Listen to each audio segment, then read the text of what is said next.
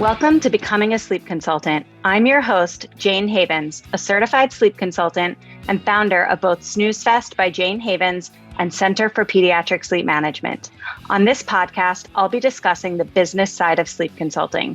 You'll have an insider's view on launching, growing, and even scaling a sleep consulting business. This is not a podcast about sleep training. This is a podcast about business building and entrepreneurship.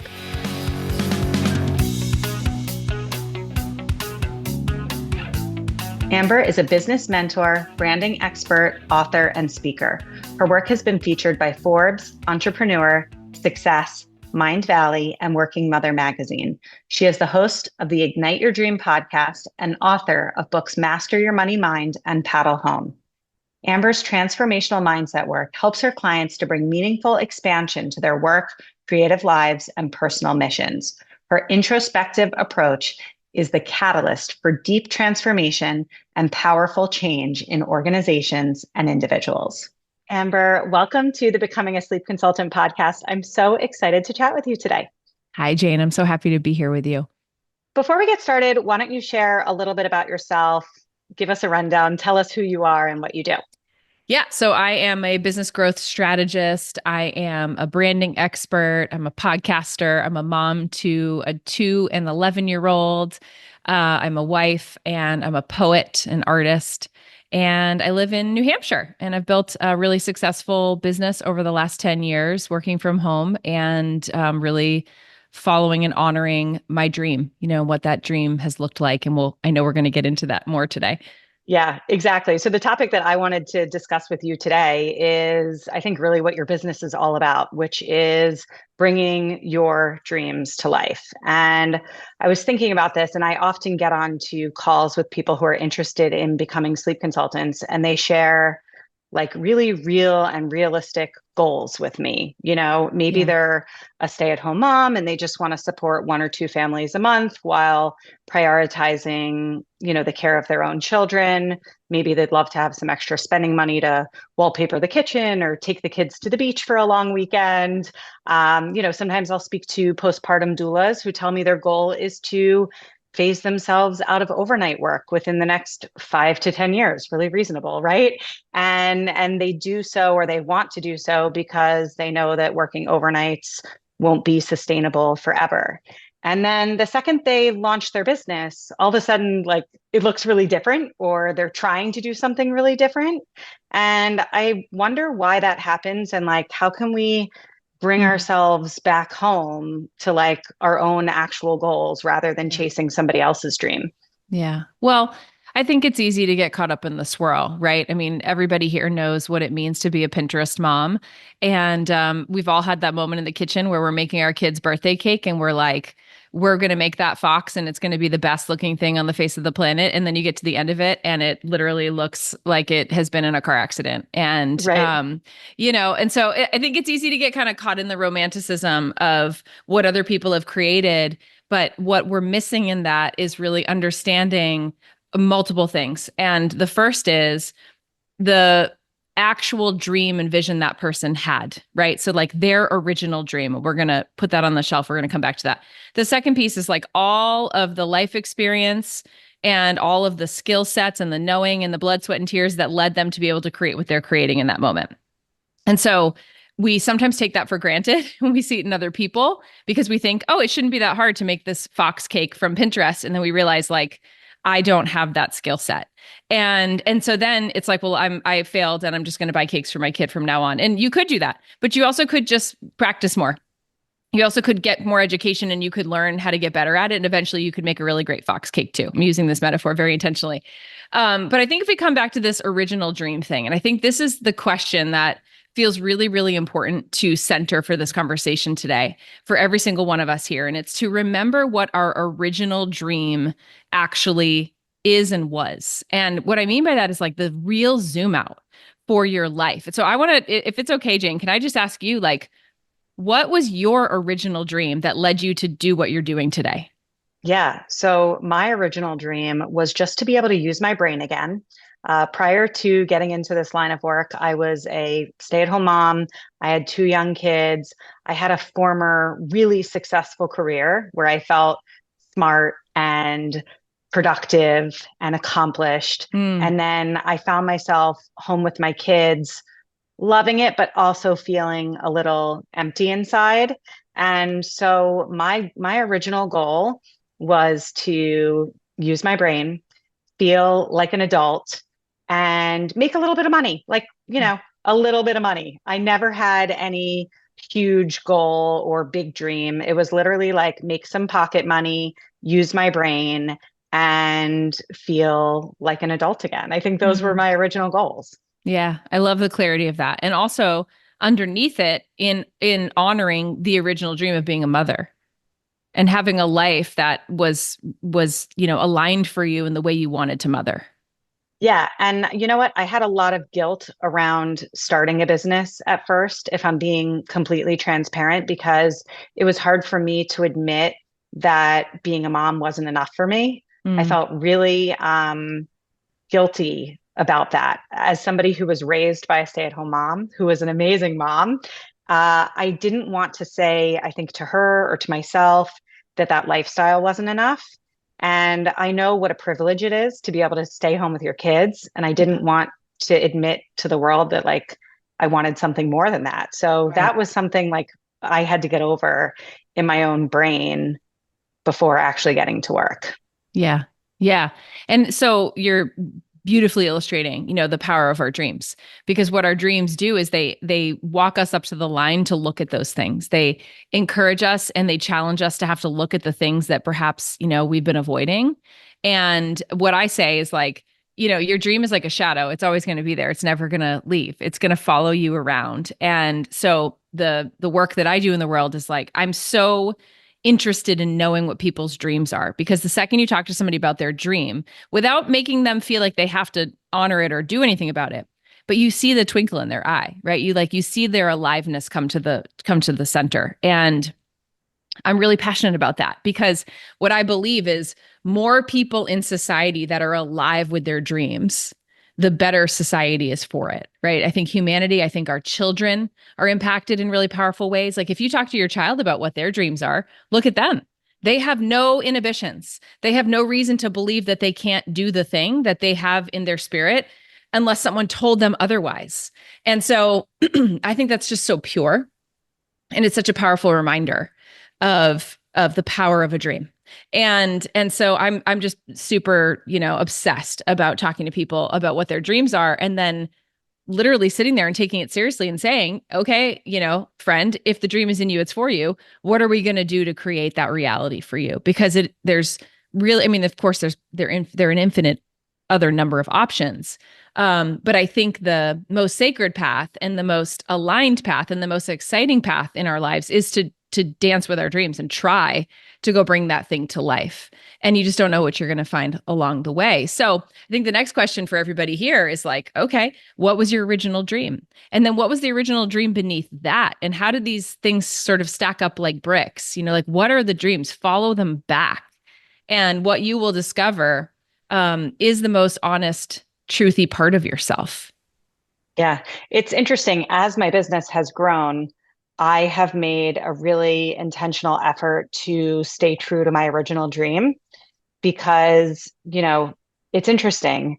The whole purpose of me starting this business was to be able to use my brain and feel productive and feel accomplished, but still be the primary caregiver for my kids. I didn't want to put them in daycare. I didn't want to hire a nanny. I wanted to be the one taking them to ballet and picking them up with snacks. Like that's what I wanted to do for my Mm, kids. And as my business has grown, if I'm not really intentional, then like I can't do those things anymore, right? Like if your business grows to the point where you're out of touch with your original dream, then all of a sudden, like, what are we here for? right. And I've had to have several conversations with myself and like make really good intentional choices to like slow things down sometimes when I've noticed like I don't want my work to get in the way of Mm, my parenting. I don't want to not be able to pick my kids up from school and make them dinner and play ping pong in the basement. Like I want to be able to do all of those things. And so I have to remind myself that the choices that I make in my business have to align with my original dream. I love it so much. I mean, what a beautiful example of what it looks like to create a balanced business. And I talk about it as like a life first business, to be able to create that reality for yourself and your kids. And, the thing is, I was just on a conversation with a colleague who is trying to make a really hard decision right now about whether or not she's going to close her workspace that she's using or keep it going. It's sort of like an installation in the community, and she's really, really struggling. And I asked her about this original dream question, but I said to her, if you play the tape out, and you decide what that duration is. It might be a year, it might be 3 years. She has a 3-year-old, might be 4 or 5, might be 10. What are you going to regret? Like, what are you going to wish you could get back? And your first answer, it's like a flashing red sign. And so that thing, I think this is the coolest part about being moms who have businesses. Because I walked away from my 10-year career. I was one of the top sport marketing professionals in the country. And I was rocking in my job and I loved what I did. But I became a mom. And what I knew so quickly was that these two things weren't going to go together, and I was going to have to build something. And people always say to me, like, how did you do that? What did you, I mean, I literally was doing the nap time hustle at the start of building my business out. And yeah, my daughter was 9 months old, and it was like the second I got her down or didn't, I would be going to do my work, and I would get so much done in those 2 hours that I had of her nap. But to me, it was like there was just no other option, because the reality was we didn't live in a family dynamic where my husband's career was going to pay for our life. I had to make money. That was the truth. But I was not willing to suffer. I think this is also important to talk about. And I feel this in you, Jane. I wasn't willing to suffer. It didn't mean that things weren't going to be difficult or complicated, but I wasn't willing to suffer in this way. I just knew there had to be another option. And so I built this business, and I chipped away at it, and the same. I wasn't willing to sacrifice, and I'm still not. I keep these particular hours. My husband is an entrepreneur now as well. And we have our whole schedule down with the kids and how we do that. And we also homeschool and nature school and all these things. So, we figured it out in our model, in sort of reflection of our original dream. And so all this to say, if you're listening to this, we hear you, right? And I hope that you can hear Jane and I share our stories and just feel like a sense of possibility for what's possible to create in your world, in your way. And I think that it has to be like that, because if it's not, going back to your the original part of this conversation, it's going to be incongruent, and it's probably not going to work very well. And B, it's going to cause tension in your life that's not going to be great. And so honoring the original dream and honoring what's really, really important to you are always the pathways, I think, to true fulfillment and the most meaning. And ultimately, what's the point if we're not centering those two things? One question that I often get asked is, how much will I have to work? And when people ask me this question, I feel like maybe they aren't cut out for entrepreneurship, but I totally want to hear your thoughts on this, because maybe I'm not looking at it the right way.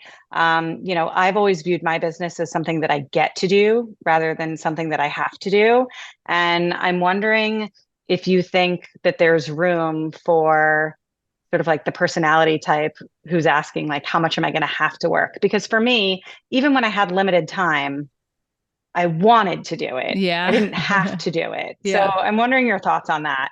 I mean, I don't know that I have a devil's advocate here. I think I'm pretty much in your camp. I was a Division I athlete, and in order to become a Division I athlete, you have to do sprints and you have to train when your friends are going out and drinking and having parties. And summertime looks like early morning workouts before I was going to work as a, college student and all this for preseason training. Like, I've always had that level of work ethic within me, because my goals have always been, very specific and not easy things, it ultimately. And I am the breadwinner for my family at this point in terms of how our financials are set up. And so in order to do that and maintain, I think this is really important to say out loud, a 15-hour a week work week, mostly, right? Mostly. Like that tomorrow I have a retreat for a few of my mastermind members, so it'll be a longer week, but that's my average, right? So to be able to do those two things at the same time, it means that I have to use my time more efficiently and in a more valuable way, if you will. and make those hours count. Because I'm not trading, right?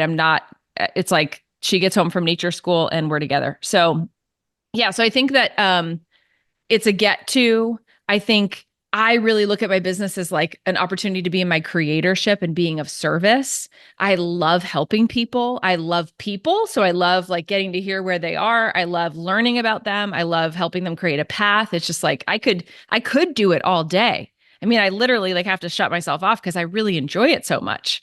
So I think that that's a little bit of a Pollyanna answer.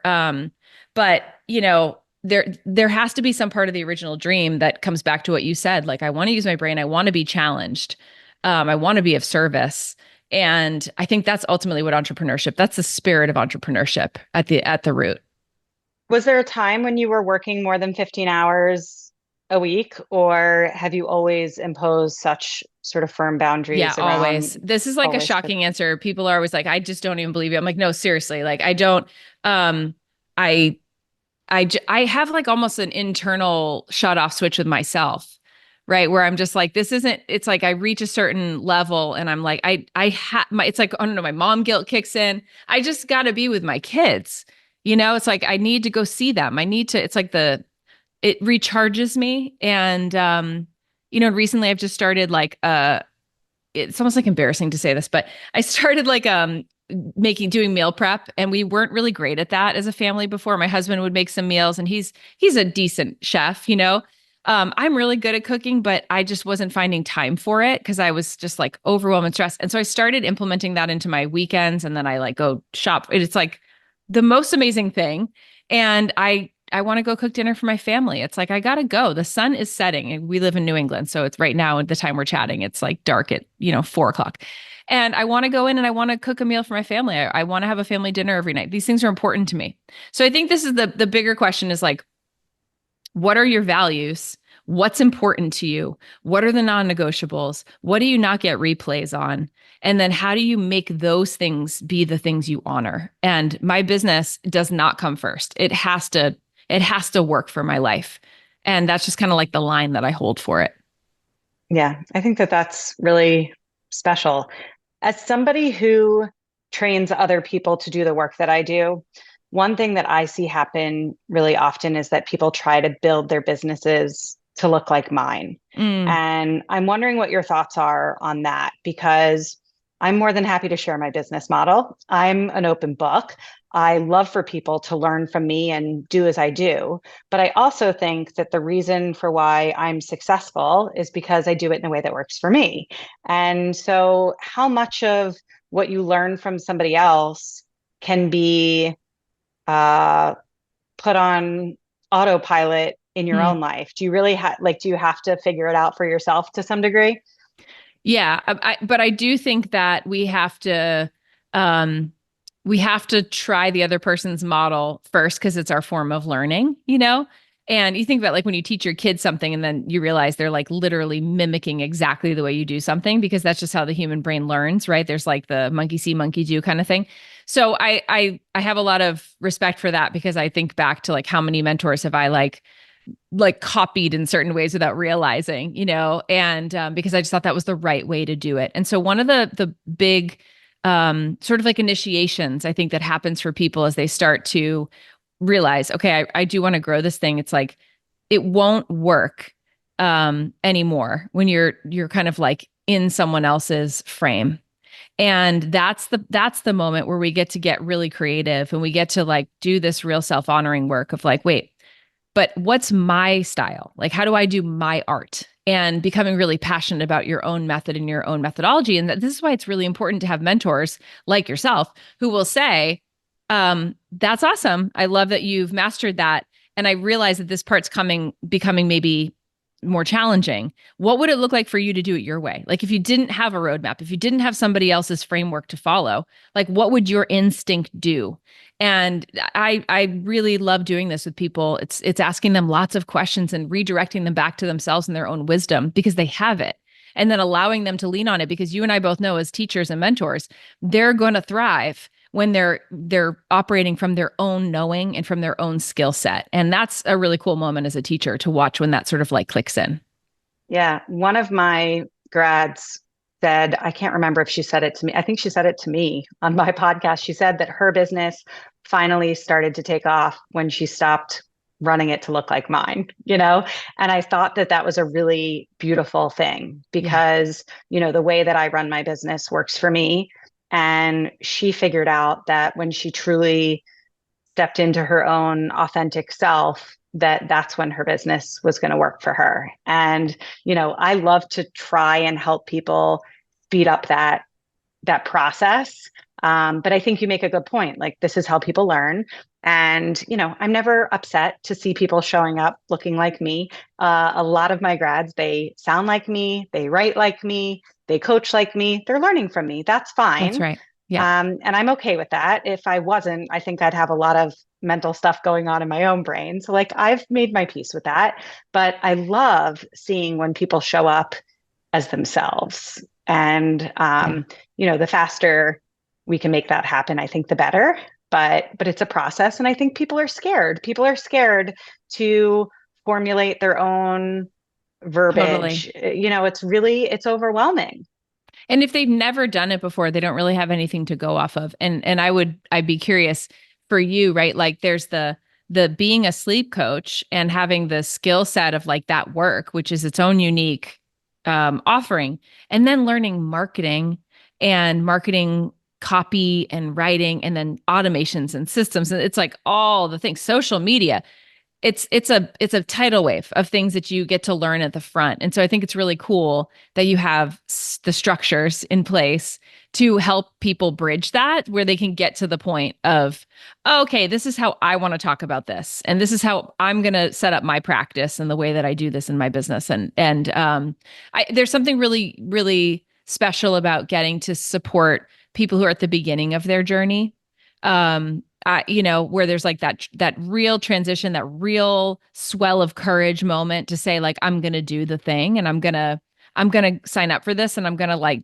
do the trainings, and I'm going to follow through, and I have no idea. And I'm actually like a little embarrassed. I actually think this is Mel Robbins asked this question at an event I was speaking at years ago. And she said to the room, what's your most embarrassing dream? And she was like, turn to the person next to you and say it right now. And it was just a cool moment because you saw everybody's eyes like, but what it resonated for me was this notion that like, it is kind of embarrassing to say what our dreams are at first, because most of us don't have a lot of people in our life that are doing much dreaming. I find this so often. Like, if you're listening to this podcast, do you understand that you are in a small percentage of people who is trying to improve their life, trying to consciously do something different to change the trajectory of how you're living? Like, you're not common. You are a rare person. And I would imagine that if you were to take a sort of query of all the people in your life, you're probably a rare percentage that's actually doing things differently. So that's why it always feels sort of embarrassing to say what your dream is out loud. And this is also why you're in really great company right now. But that's a growth edge, to lean into that and to follow that curiosity, that embarrassment, to say, I'm gonna like see this thing through to try to create a new reality for myself and my family. Yeah. None of my friends are entrepreneurs. None of them. Yeah. Really. I mean, I have a lot of internet friends who are entrepreneurs. Yeah. Like, Yeah. But like I've made real a life lot of friends. friends, but Yeah. like real life friends and my real life, you know, my college friends, my high school friends, people who I know from summer camp, they all have jobs. And so it's really hard. Well, I do come from a family of entrepreneurs, which I think makes it easier. You know, my dad understands, my brothers understand. So that makes it easier, but I do think it's really challenging to have a big dream to grow a business, to have a big dream even to grow a small business, right? Like, Totally. it's a big dream to grow a small business, and that can feel really almost embarrassing Yeah. if you try to talk about it with people who are accountants, you know? Who just don't get it. Yeah. Who Yeah. just don't get it. And I had to kind of get to that place early on. I remember when Ben became an entrepreneur too. So he used to be a police officer. We retired him from that career in 2017. I was, 3.5 years into my business. And I remember just feeling like we couldn't really relate to our friends, like our couple friends. It was just like they all had jobs and they'd be like, so like, what do you do all day? Like, what do you do now? And I remember we just would like sort of like stumble over answering it. Like, well, we were like, what? And I think there's also a little part of us, like we felt so grateful to like be living our dream. And it was actually quite uncommon to be happy. Like pretty much everybody always was just complaining all the time about their job and having to go to work. And I was like, no, but going back to our earlier part of the conversation, I was like, I really love my work, And so it didn't feel relatable. And that lack of relatability made us kind of just feel sometimes like outsiders. Yeah. Yeah. This is why community matters so much, truly. So much, so much. What if people want to learn more from you? Where can they learn? I feel like your energy, I feel like I was a little bit in the hot seat today. I was coached a little bit. It felt good and unusual for me to be on my own podcast and have somebody else asking me questions about myself. So thank you. It was like a breath of fresh air. I enjoyed that. If people want to sort of be in your circle and scoop up your energy, where can they go to do that? Yeah, the easiest place would be my podcast. It's called the Ignite Your Dream podcast, naturally. And I'm on Instagram at Amber Lilyestrom, and I share all kinds of, from business to my poetry and my life behind the scenes over there. And then my website's amberlilyestrom.com, and you can check out, I have a membership called the Ignite Your Business Growth Collective, and I teach in there every week. And yeah, I have a beautiful community in that space. So any of those places and spaces we can connect.